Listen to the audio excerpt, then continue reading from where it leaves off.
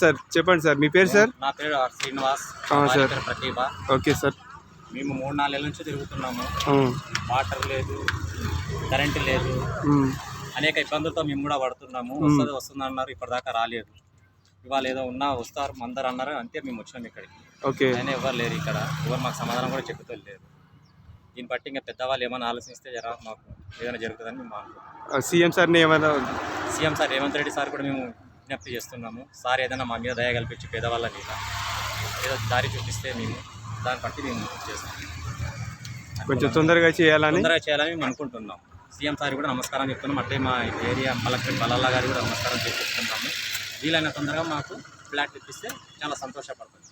ఎందుకంటే కిరాయి రెంట్లు కట్టలేకపోతున్నాము. పిల్లల చదువులు చాలా ఇబ్బందిలో ఉన్నది. నమస్కారం. ఓకే సార్, ఇది పరిస్థితి సార్. ఇక్కడ double bedroom Hathiguda near by Bommalagudi sir. Okay sir, thank you very much.